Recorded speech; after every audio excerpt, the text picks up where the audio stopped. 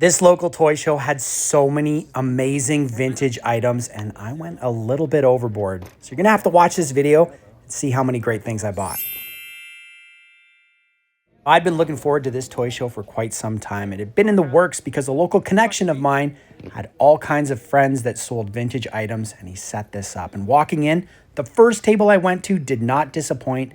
Had video games for $2 a piece, old books, Pokemon toys, got some Shopkins Little Secrets for Miss Peyton, and all kinds of other great stuff. Now, I'm particularly looking for things for videos, as you guys are well aware, but I'm always looking for a good deal as well. So I had to grab every single PS3 game for $2 a piece. And I haven't had this Fisher-Price toolkit in quite some time. And I think it would make a great video for shorts. Although it was missing some pieces, the price was right in my wheelhouse. There was other things on these tables like strawberry shortcake toys. I went back to the Pokemon because these looked like they were complete. And that Pikachu is actually amazing. So these are from the year 2001. Pokemon Johto Champions League figures. Actually fetch a pretty penny online. A little bit mad at myself for not grabbing that book for $3, but there was so much here that it was hard to really spot everything as I was walking around. I did spot this Stitch collector set for $5. That was an easy grab. And then I also spotted these little old school McDonald's Tamagotchis. Now, most of them were missing the pieces and needed batteries, but one did have the figure inside, so that will make for a good short. There's some dragonflies from back in the day. Hadn't seen that one figure from that set. I was on the fence about those. You can also see the GameCube. There was a lot of video games and McDonald's toys here. So I was going on a budget because I definitely wanted to get some Fisher-Price stuff, but there was a lot of cool stuff. I could have just cleared out these tables, but wanted to leave some from other people as well. I had to pick up these Pokemon 2000 Burger King toys, and if you've been watching my shorts recently, you'll know I featured one. Also found an old school Transformer. This Game Boy SP was in pretty good shape, but it was $60, and the battery wasn't holding a charge as well, so I passed on that, but I did grab this little professor for a future video. Now, this gentleman's table had so many cool Fisher-Price things, and they were in such good shape that they almost looked like they were the re-releases, but they weren't. Some of the things that I grabbed was this Fisher-Price mail truck with the little pieces of mail. He also had the OG barn with all the pieces. And this is something cool. It's a Fisher-Price set that combined with Play-Doh to make characters. So you would put pieces into your Play-Doh and make various characters. Now there was these chime balls. I had never seen that one before. Even had the box for some of them. And the Fisher-Price Pull-A-Tune xylophone. Look at that thing.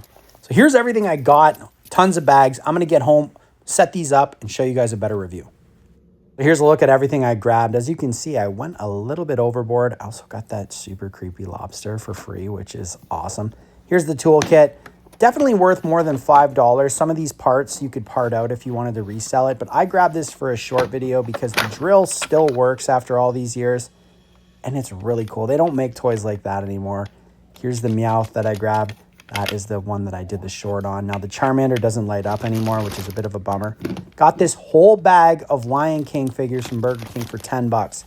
And a fun fact about that, the Scar is one of my most common sales on my store. For whatever reason, people love that figure. Now, this is a dancing lobster that sings the song Hot, Hot, Hot, but he does need some batteries. These little secret sets are going straight to my kids. I got a really good deal on that, so thank you to the person that sold me those. And then look at this Stitch set. With the movie coming out, getting this for $5 brand new. Crazy deal. Here's a Jar Jar Binks steel figure that you could pose the arm and legs. And these are the McDonald's Tamagotchis. Now, a couple of them are missing the figure inside, but that's okay because I only really wanted the one anyway. Now, this is a little professor toy from back in the day, and it's a reverse calculator. So it's going to ask you the math equation, and you've got to put the answer in. Here's a Transformer from back in the 80s. If you know the name of this one, let me know in the comments. A little challenge for you all. Pretty basic transformation mode, and I believe it is a combiner. Now, here are some of the old school pretend toys that I got. I got a blender, a mixer, and this toaster, which is my favorite. Now, these are going to be some ASMR videos on my channel. It's got styrofoam toast. Like, that's the actual pieces that go with it.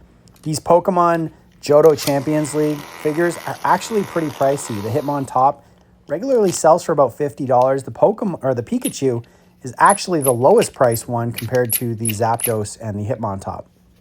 They also came with their cards as well, which is pretty cool to see.